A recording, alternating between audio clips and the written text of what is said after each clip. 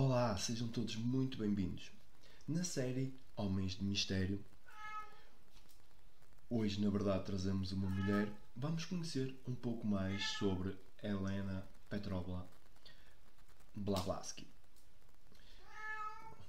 Peço desculpa que tenho aqui o gatinho a miar. Quando se escreve sobre a vida de alguém há muito desaparecido, não é difícil ser-se objetivo. Mas quando se escreve sobre uma pessoa cuja vida é ainda ou foi recentemente do domínio público, a apreciação pode tornar-se mais subjetiva, provavelmente em desacordo com as opiniões de outros possuidores do mesmo material. Neste caso, considero-me no meio termo. Nunca conheci Madame Blavatsky, que morreu em 1891, mas em 1920 aderi ao movimento teosófico por ela fundado. E em breve conheci bem algumas pessoas que tinham trabalhado com ela de diversas maneiras e, em alguns casos, publicado, após a sua morte, as suas memórias. As minhas opiniões sobre esta forte e controversa personalidade baseiam-se, em parte, nas memórias desses homens e mulheres, em parte, num estudo aturado dos seus volumosos escritos e, mais profundamente, na experiência adquirida com os seus ensinamentos relacionados com o vasto campo da religião comparada e da filosofia. Estas doutrinas e princípios têm vindo a ser confirmados, como ela profetizou, e, que eu saiba, nenhum deles foi rebatido com êxito. A história da sua vida é, essencialmente, a de uma mulher, a de um livro invulgar, a dos mestres que a treinaram para apresentar os seus ensinamentos no Ocidente, e a história inicial do movimento que ela fundou com essa finalidade. Nasceu na Rússia meridional a 12 de agosto de 1831, do novo calendário, e morreu a 8 de maio de 1891 em Londres, com 60 anos. Seu pai era o coronel Peter von Hahn, a mãe Helena de Fadif. Era uma famosa novelista, filha da princesa Helena Dolorukov, mas morreu quando a filha tinha 11 anos, pelo que Helena foi educada em casa da avó. Era uma criança excepcional, notável linguista. Aprendeu línguas clássicas com a avó, artista de craveira, como provam muitos dos seus quadros, e pianista de primeira classe. Aprendeu piano com um dos grandes mestres desse tempo. Era uma Maria Rapaz, como diríamos hoje, um ginete para toda a sela, preferindo a vida na vastidão dos campos com os homens de seu pai aos brinquedos e bonecas no seu quarto com a governanta. Todos notavam os seus extraordinários poderes psíquicos, o seu sentido de unidade com a natureza que a cercava. Interessava-se, manifestamente, por qualquer coisa que teria de fazer um dia e não tardou muito a tomar consciência do que era. Tinha apenas 18 anos quando casou. Conta-se que não foi por amor, pelo funcionário público russo de meia-idade Nikifor Blavatsky, mas porque a governanta estava sempre a dizer-lhe que se ela continuasse a portar-se como se portava, nunca se casaria, nem mesmo com esse amigo da família. Foi um desafio para a jovem Helena. Em 3 dias levou a declarar-se, e só quando já estava casada se arrependeu do que tinha feito.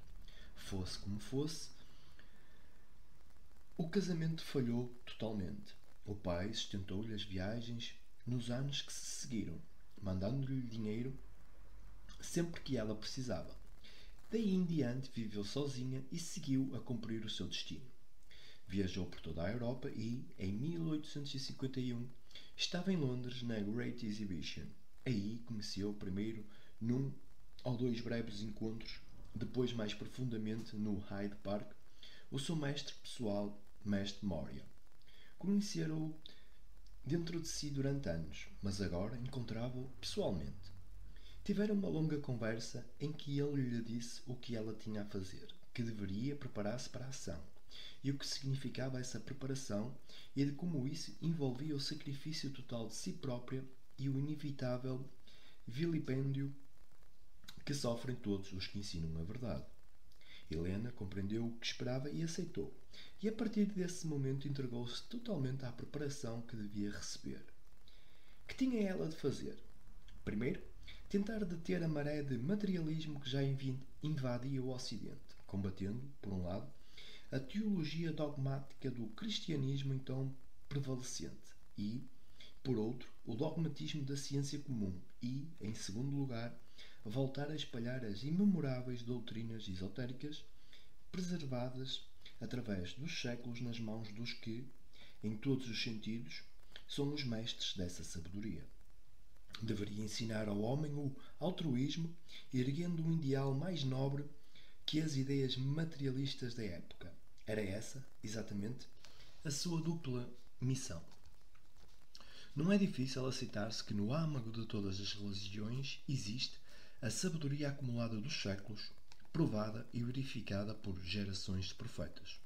Os que estudam com imparcialidade os ensinamentos básicos das várias religiões encontram um certo número de princípios comuns, expressos explicitamente ou por meio de alegorias e símbolos.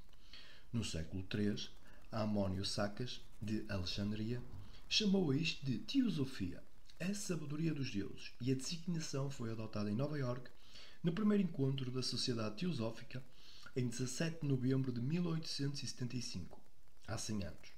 Assim como não é fácil aceitar-se, conforme o testemunham todas as religiões, a existência de homens superiormente avançados que dominam esta sabedoria comum, sejam quais forem os nomes por que são conhecidos, e que, em conjunto, à luz da sua evolução espiritual, formam uma irmandade para além das diferenças de raça e de cor. O Tibete, até há pouco um país de mistério, foi durante muito tempo o centro das escolas de budismo, ou, como a palavra deve soletrar-se sob o ponto de vista esotérico, budismo, sabedoria.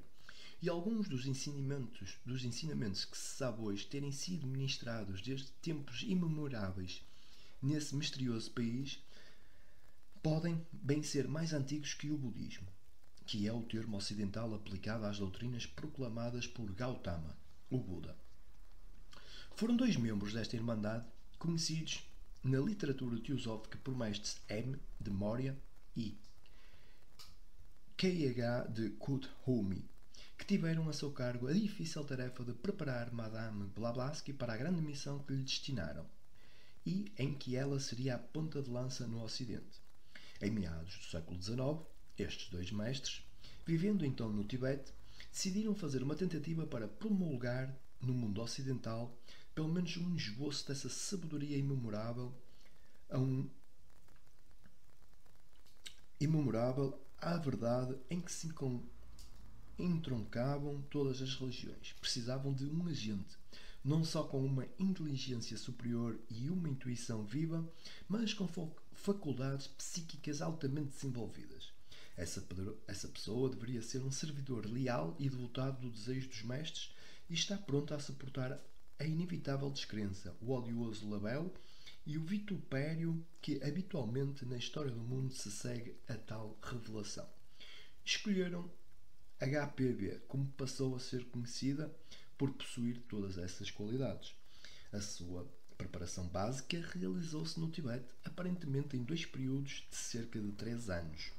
Foi constituída por duas partes. Primeiro, ensinar à sua inteligência brilhante os princípios básicos da sabedoria para que, por sua vez, ela pudesse ensiná-la no Ocidente.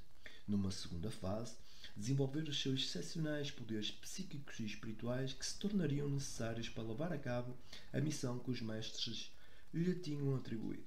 Estes precisavam e tinham tido grande dificuldade em encontrar de uma pessoa com um grau de desenvolvimento espiritual e psíquico que pudesse comunicar com eles, minuciosa e corretamente, em qualquer altura e lugar, utilizando-a como instrumento itinerante do seu próprio ensinamento. Helena nunca deveria ser um simples médium negativo. Tudo o que fizesse pelo mestre devia ser sempre realizado com plena e devota consciência. Uma vez escolhida, teve de ser treinada a passar do psiquismo negativo do médium espiritualista aos poderes superiores que lhe permitiriam representar conscienciosamente o mestre, cuja voz e estilo literário utilizaria. Viajou por todo o Oriente até ao Japão e pelo Ocidente e fez várias tentativas para se introduzir no Tibete, antes de finalmente o conseguir.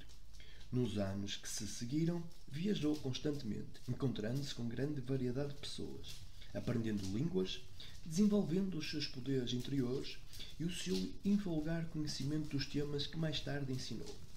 Nunca foram conhecidos os pormenores destas viagens.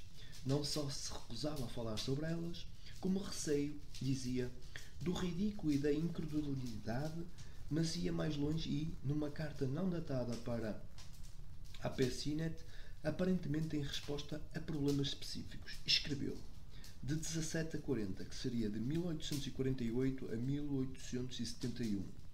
Tive o cuidado, durante as minhas viagens, de apagar todos os rastros por onde andei, mas é uma longa carta em que menciona muitos lugares e aventuras por vezes vestida de homem, como na Batalha de Mentana, em 1867, onde foi ferida, e num naufrágio perto do porto de Sépsia, em que o barco se despedaçou.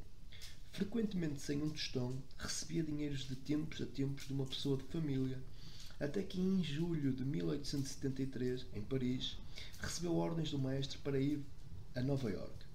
Não lhe foi dito porquê, mas ela partiu. Por essa altura tinha surgido no campo do pensamento ocidental uma força destinada a influenciar apreciavelmente o materialismo, tanto teológico como científico. Era o espiritualismo, então em ascensão nos Estados Unidos, com a sua proclamação de que, após a morte, os que tinham morrido podiam continuar em contacto com os vivos. Para lançar o reto à teologia e à ciência, HPV tinha diante de si uma dupla tarefa imensamente difícil. Por um lado, provar que os fenómenos eram genuínos, demonstrando que ela própria podia fazer tudo o que um médium fazia e plenamente consciente, e, ao mesmo tempo, mostrar que as pretensões dos espiritualistas serem espirituais eram infundadas e que o plano psíquico em que funcionavam estava apenas um furo acima do plano físico em que normalmente viviam. Por outras palavras, teve de provar a existência de um plano espiritual com as suas potencialidades espirituais e reensinar algo sobre a composição total do homem, incluindo o lugar do plano psíquico no seu sétuplo ser. Mas as coisas correram mal. O público não queria uma doutrina espiritual, queria fenómenos, e quantos mais, melhor. Mas no espiritualismo havia tanta fraude que os investigadores se desgostavam e deixavam de ver os verdadeiros fenómenos. HPV tentou provar que era possível uma mediunidade positiva e demonstrou o conhecimento que lhe era subjacente, mas poucos podiam compreendê-la, porque o papel do médium, como ela escreveu em Isis Revelada, é o oposto do adepto. O médium é o instrumento passivo de influências exteriores. O adepto controla-se ativamente a si próprio e todas as potências inferiores. A compreensão do plano psíquico como um nível ou comprimento de onda da consciência, tão diferente do físico como o físico da mente, é ainda hoje insuficiente, mas no século XIX nem sequer existia. Por isso foi adotado de fraude ou relegado para o campo da bruxaria e da feitiçaria e outras práticas pouco saudáveis da mente humana. Mesmo hoje, em que há uma aceitação relutante da existência da percepção extrasensorial, as faculdades extraordinárias exibidas por HPV numa sala, a bordo de um navio ou num piquenique são difíceis de compreender para as pessoas educadas na ciência materialista. Os fenómenos, ocasionalmente apresentados por Uri Geller, surgem ainda aos olhos do público como fraude ou insanidade ou uma coisa para ignorar. Mas, há 100 anos, HPV foi, na verdade, escolhida pelo seu mestre para ser treinada mental e espiritualmente devido ao invulgar desenvolvimento psíquico que possuía e prevenida sobre a violenta reação que desencadearia a revelação de tais faculdades. Foi um aviso acertado. Quando chegou aos Estados Unidos, em 1873, com 42 anos, estava na plena posse das suas faculdades e do seu incrível conhecimento. Encontrou, tal como estava claramente planeado, dois homens notáveis: o coronel H.S. Olcott, advogado americano que combatera na Guerra Civil e se interessava pelos novos fenómenos, e W.K. Judge, advogado irlandês tão interessado como aquele. Tendo-se juntado os três, logo decidiram qual a sua tarefa imediata: fundar uma espécie de sociedade para estudar os fenómenos do espiritualismo, o seu significado, a sua possível utilização e as suas limitações. Desse grupo nasceu em Nova Iorque, em 17 de novembro de 1875, a Sociedade Teosófica. O coronel Olcott foi eleito presidente e fundador e H.P. Blavatsky tornou-se secretária correspondente, nunca tendo sido mais do que isso. O seu papel era ser o fio condutor para a sabedoria do mestre e a doutrina em que tinha sido educada para transmitir ao mundo ocidental. A organização foi deixada para outros. Note-se que os objetivos originais da Sociedade Teosófica não eram os de agora. Nesse tempo, a principal finalidade era o estudo de fenómenos espiritualistas, enquanto o primeiro e mais importante objetivo atual, formar um núcleo de fraternidade humana universal, só aparece na verdadeira revisão da sociedade na Índia em 1879. Mas era o que os mestres pretendiam na realidade, e nisso falhou. No entanto, cumpriu com êxito o segundo objetivo, o estudo da religião comparada e o atual interesse do Ocidente pelo estudo das religiões, na tentativa de encontrar as verdades espirituais no âmago de todas elas, provém em grande parte do trabalho pioneiro da Sociedade Teosófica. Investigar as inexplicáveis leis da natureza e os poderes latentes do homem, um objetivo ulterior, significava, nesse tempo, aprender com HPB.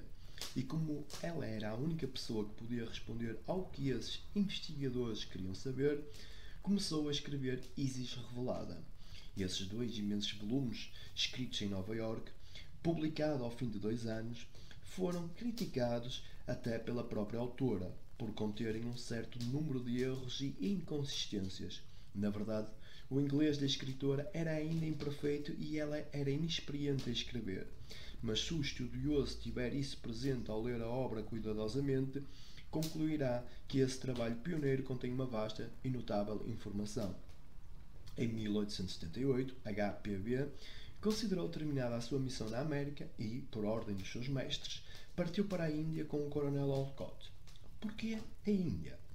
Uma possível explicação para essa ordem dos mestres é que, enquanto o desenvolvimento espiritual dos Estados Unidos em 1875 deveria ser considerado realmente inferior, o da Índia era então, e talvez ainda seja, o mais avançado do mundo, apesar de toda a degradação dos séculos. Sem qualquer dúvida, grande número de líderes religiosos de então aceitaram imediatamente a antiga sabedoria, a que ela chamou Teosofia, com uma versão purificada e mais vasta da sua própria filosofia esotérica. Na Índia, utilizou todos os meios que a doutrina fosse aceite, fazendo a exibição de fenómenos psíquicos, e anunciou daí em diante a sabedoria dos deuses, que liberta do dogma, ritual e formas. Resplandecia com a clara luminosidade do plano intuitivo em que essencialmente se apoia. Antes de partir, tornou-se cidadã americana, decisão que veio a revelar-se valiosa. Efetivamente, à sua chegada em Bombay, em 1879, foi imediatamente atacada como espia russa, em parte porque a palavra russo esteja então ligada à espionagem. De contrário, por que razão, perguntaram-lhe, uma mulher da sua craveira viria à Índia ensinar essas curiosas teorias. O seu passaporte americano ajudou-a com certeza bastante. Na Índia, o movimento teve um êxito imediato. Um dos primeiros europeus a acolher os fundadores foi A.P. Sinnett, então editor do Pioneer, de Allahabad, talvez o jornal inglês mais influente na época. Insistiu para entrar em contato com os mestres que tinham preparado a HPB e ela concordou. O resultado desse contacto foi uma invulgar série de cartas de Sinnett para os mestres, de que não há cópia, e as respostas deles com Sinnett encheu cuidadosamente uma caixa de latão. Hoje, em Londres, na posse de Mahatma Letters Trust, Estas cartas, agora na British Library, foram enviadas em 1880 e 1884 e, em edição de A.T. Barker, podem ler-se as cartas do Mahatma a A.P. Sinnett, publicadas em Londres em 1923. As cartas e a maior obra de Madame Blavatsky, A Doutrina Secreta, são as principais fontes do nosso conhecimento sobre teosofia. De certo modo, fundem-se e completam-se como uma nova apresentação em esboço da sabedoria de Ammônio Saccas. Foi o primeiro a designar por esse nome. Não há dúvida de que ela escreveu A Doutrina Secreta, pois existem inúmeras referências à sua feitura na Alemanha, Ostende e Londres. Mas houve quem escrevesse que as cartas são forjadas e também foram escritas por ela.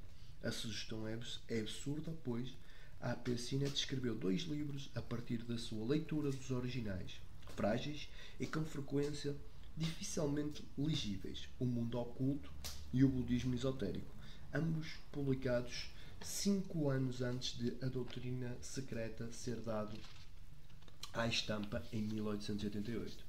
E Madame Blavatsky correspondeu-se regularmente com Sinnett entre 1880 e 1888, como se pode ver nas cartas de H.P. Blavatsky a A.P. Sinnett, também editadas por A.T. Barker e publicadas em 1925. Esta é, portanto, a estrutura da base literária da teosofia, pondo de parte o ensinamento direto ou dos europeus e a assistência de brahmanes indianos. As cartas dos mestres de Sinnett e as de H.P.B. para ele cobrem o mesmo período e referem-se umas às outras. Os manuscritos podem ser comparados. Os livros de Sinnett sobre as cartas foram publicados muito antes de ser dado início à doutrina secreta. Como e, mais importante ainda, porque escreveria ela tão extensamente em duplicado, deixando as cartas forjadas dos mestres para serem publicadas pela primeira vez 30 anos após a sua morte? A sugestão é ridícula. Entretanto, o coronel Olcott desenvolvia uma linha independente, utilizando as suas notáveis faculdades de cura espiritual sempre que viajava no interesse da sociedade e trabalhando igualmente com o maior êxito em Ceilão, na reorganização do budismo. À luz do interesse rapidamente crescente do Ocidente pelo budismo, esta conexão dos 2 fundadores com o budismo não deve subestimar-se.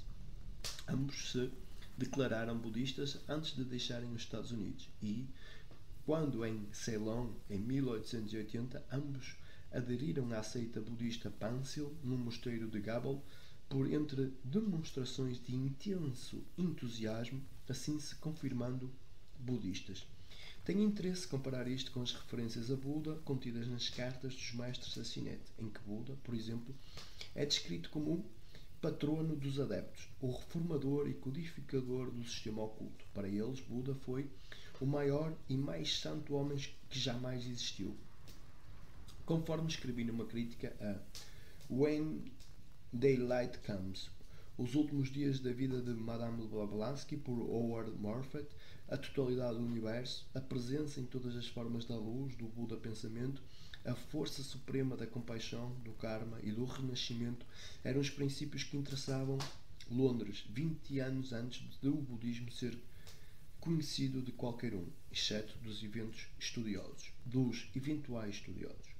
Em 1882, os 2 fundadores, que viviam em Bombay, compraram uma quinta em Adayar, perto de Maharashtra, que é hoje o Centro Mundial da Sociedade Teosófica. Aí trabalharam enquanto permaneceram na Índia. Em 1884, Olcott regressou a Londres no interesse dos budistas de Ceilão e H.P.B., exausto e doente pelo excesso de trabalho, trabalhavam em Adayar 16 a 17 horas por dia. Acompanhou-o deixando, pensava ela, o movimento teosófico na Índia seguramente implantado. Na Europa, quase foi linchada. O seu ilimitado conhecimento, a sua conversa, o brilho da sua inteligência e as suas extraordinárias faculdades tomaram Londres de assalto. Apesar de doente, provocou um impacto visível nos pensadores da época. Entretanto, o poder do karma decaía. Com o apoio dos missionários cristãos em Maharashtra, houve uma tentativa quase bem-sucedida para esmagar o movimento. um certo Colomb e a sua mulher, servidores em Adair, na altura em que HPV partira para a Europa, forjaram cartas em seu nome e venderam-nas aos missionários cristãos em Madrasta.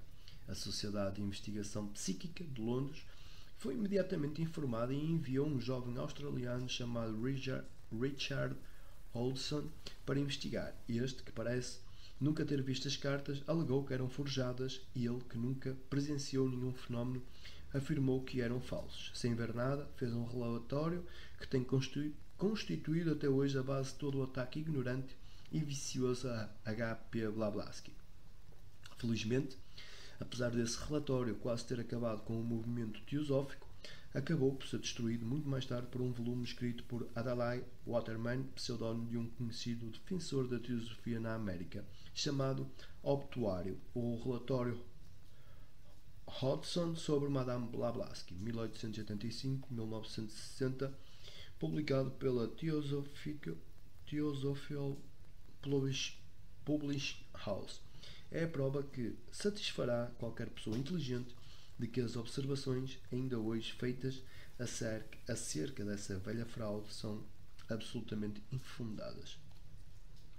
O ataque quase matou a sua vítima. Já exausta por excesso de trabalho, HPV esteve muito doente em Londres. Voltou a Adair para responder à acusação, provar que as cartas eram falsificações e dizer o que tinha a dizer sobre os Colombs, a quem tinha ajudado tanto e tão generosamente.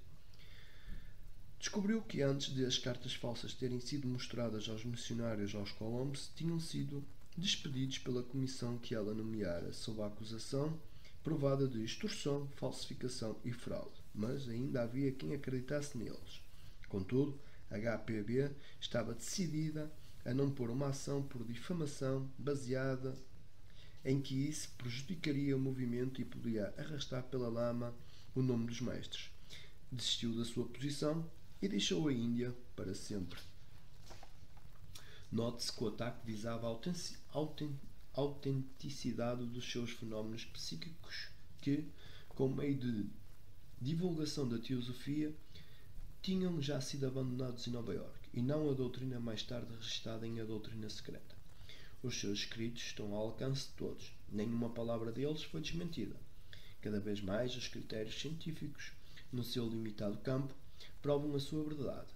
HPB tinha, de facto, razão quando, em 1888, profetizou que no século XIX os sábios começarão a reconhecer que a doutrina secreta não foi inventada ou exagerada, mas simplesmente delineada. Helena viveu primeiro em Würzburg, na Alemanha, com a sua grande amiga e condesa Watchmaster, e mais tarde em Ostende. Em 1887 foi para Londres, a princípio para uma pequena casa de Norwood, depois para o número 17 de Lansdowne Road, que ainda existe, e mais tarde para o número 19 na Avenue Road, em St. John's Wood. Nestes locais acabou a sua grande obra, A Doutrina Secreta, começada em Würzburg em 1885 e acabada em Londres com a ajuda de Bertrand Cattley e do sobrinho deste, Archibald. Constituiu um espantoso empreendimento para uma mulher em todos os tempos. Foi escrito em escrita comum, 1300 páginas, com quase outro tanto reescrito, com milhares de citações que ela escreveu primeiro e depois pediu para serem verificadas. Por vezes encontra-se uma citação nos arquivos do Vaticano ou prova-se mais tarde provir de um manuscrito de que não se encontrava cópia.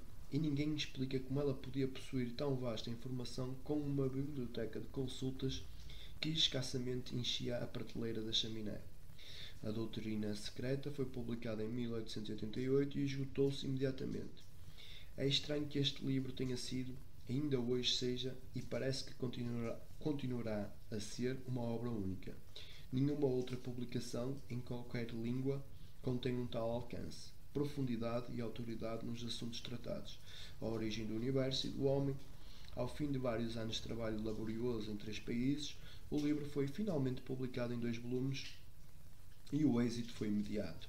A maior parte do conteúdo é um ataque renovado à ciência e teologia dogmáticas da época, que se seguiu ao seu ISIS revelada, publicado em Nova Iorque em 1887. Posteriormente, foi possível separar muito desse conteúdo agora sem interesse para se publicar um resumo da doutrina secreta, 1966, em apenas 250 páginas. Tal como é, nunca teve a pretensão de ser mais do que um esboço do vasto tema que trata, uma descrição da árvore de que são ramos grandes e pequenos todas as religiões. Não é, de forma alguma, um pastiche ou uma compilação de princípios rebuscados das religiões existentes e pode considerar-se absolutamente como a sabedoria herdada da humanidade em que, como ela disse, os vários esquemas religiosos se baseiam para serem absorvidos no seu elemento original, fora do qual todo o mistério e dogma cresceram, se desenvolveram e se materializaram. Também este esboço, na totalidade do seu alcance e na clareza e vigor das suas expressões, vai muito além das doutrinas publicadas de qualquer religião, ou, na verdade, de todas elas em conjunto. Pode considerar-se no sentido exato do termo único. Também, em 1888, H.P.B. fundou um grupo secreto de sábios teosóficos, mais tarde conhecido por E.S. No ano seguinte, publicou, sob a forma de perguntas e respostas, alguns dos princípios básicos da teosofia, a chave da teosofia, e, no mesmo ano, surgiu A Voz do Silêncio, excertos do livro das Regras de Ouro, que ela aprendera de cor a quando da sua instrução no Tibete. Este é, sem dúvida, um dos mais belos escritos que existem, digno de enfileirar com o Bhagavad Gita, quando o Theosophist, publicado em Adayar, deixou de estar sob a sua orientação. Publicou em Londres uma nova revista chamada Lucifer, que incluiu, como a Theosophist, muitos dos seus escritos mais vigorosos. Se acrescentarmos a estes trabalhos e aos seus volumosos artigos as cartas de Mahatma, de seu mestre e do mestre Q.H. para A.P. Sinnett e as cartas dela para este, temos matéria de doutrina que, mesmo tomada como uma série de hipóteses ativas, é suficiente para qualquer de nós nesta vida e sê-lo-á nas vidas que hão de vir.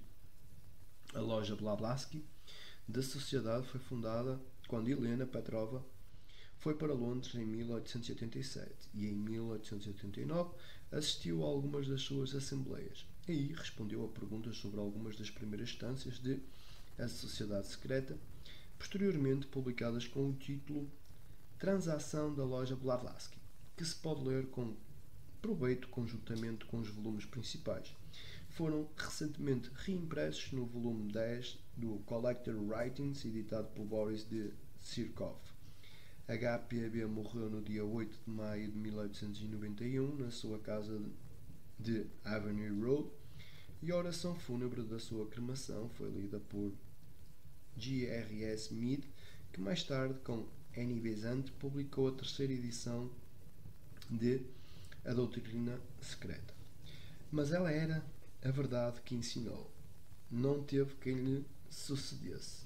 Ninguém com os seus poderes ocultos apareceu para a substituir como agente direto da doutrina dos mestres. Os membros da Sociedade Teosófica têm hoje de prosseguir com a ajuda dos seus escritos, da sua memória e com a sua própria capacidade para aprenderem e ensinarem a sabedoria que ela viveu e morreu dando testemunho. Quem foi, então, H.P. Blavatsky? Quem foi H.P.B.? A resposta tem de ser diferente, porque a segunda foi, para algumas pessoas, mais do que um nome íntimo para a primeira. Foi aluna do seu mestre, totalmente devotada, de corpo e alma, desde o instante em que se encontrou pessoalmente com ele em 1851 até à morte. Foi literalmente o seu instrumento, afirmação que não podemos aplicar a qualquer outro mestre conhecido. Se era, por vezes, apenas uma mulher desajeitada e irritável, outras vezes, como muitos recordam, era algo de muito superior, porque de vez em quando o próprio mestre a usava, na plena posse das suas faculdades, para ensinar e escrever sob a sua direção. Sabemos-lo através do mestre Q.H., que escreveu a um médico alemão, referindo-se à doutrina secreta que, independentemente de quem tivesse colaborado na sua preparação, A obra era escrita por 3 pessoas: o seu mestre, isto é, o mestre M, HPB, e o seu sinceramente QH. Por outras palavras, os 2 mestres por trás do movimento teosófico e o seu instrumento HPB. Uma mulher extraordinária, habitando um velho corpo cansado, incompreendida, vilipendiada e injuriada, conservou, contudo, uma inteligência brilhante, culta e profundamente erudita. A própria essência da generosidade, uma mulher da ação e palavras diretas, recusando-se a empregar os piedosos lugares comuns e os contrassensos que nós utilizamos sob a máscara de boas maneiras sociais, mas oferecendo a verdade a quem a procurasse. Se a verdade os ofendia, o problema era deles, ofendiam-se a si próprios. Desapiedadamente honesta, feriu os sentimentos de muitos, mas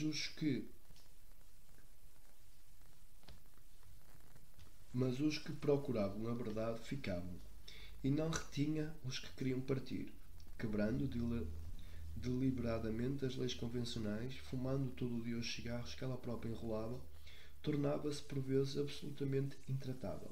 Além disso, quando a vítima da sua linguagem estava quase desesperada pela maneira como estava a ser tratada, de repente, ela diria com um sorriso encantador: "Percebe o que eu quero dizer?" Era desta maneira que ensinava aos seus alunos, e dizia-o.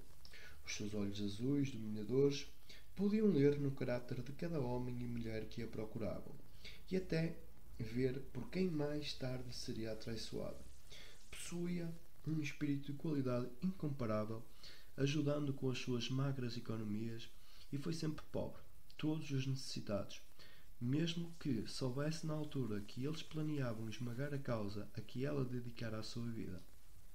Nunca foi neutra ou igual para todos. Fez muitos amigos que morreriam por ela e inimigos que a matariam se pudesse.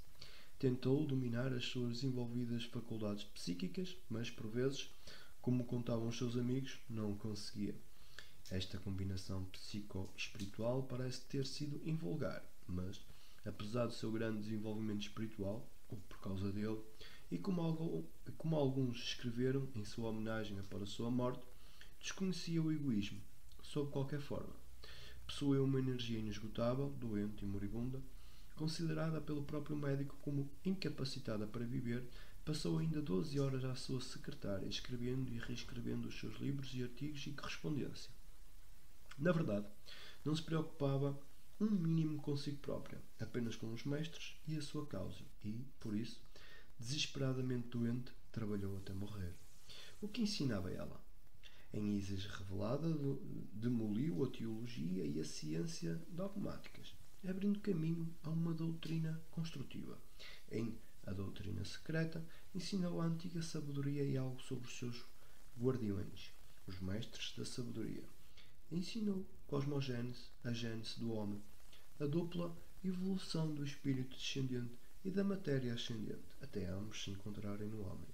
Mostrou a árvore e os seus ramos, a doutrina esotérica original e algumas das suas ramificações existentes nas várias religiões do mundo. Ensinou que há uma vida em cada forma e a natureza séptupla do homem. Anunciou minuciosamente a verdade sobre a vida após a morte. Ensinou as doutrinas do karma e do renascimento, mais antigas que o hinduísmo e o budismo, ensinando-as aqui no Ocidente. Facilitou o caminho ao movimento budista. Demonstrou exaustivamente o potencial futuro da humanidade. Cabe à humanidade aproveitar essa oportunidade. Esta doutrina é difícil e nenhum livro escrito por um ser humano, agora e sempre, pode torná-la fácil. Conforme ela própria disse na introdução de A Chave da Teosofia, para os mentalmente preguiçosos ou obtusos, a teosofia permanecerá um mistério, porque, no mundo mental como no espiritual, cada ser humano deve progredir pelo seu próprio esforço, fazendo-se assim eco das palavras do mestre dos mestres Gautama, o Buda, que, à hora da morte, exortou os seus discípulos: trabalhem com diligência pela vossa própria salvação. A chave da teosofia é o que possuímos de mais aproximado a um manual no movimento teosófico. A Voz do Silêncio é, para alguns, a mais nobre escritura que existe. Qual a influência de HPB e dos seus mestres? Como oradora, era empolgante, nunca lia, falava, e os que a ouviam não pensavam em mais nada.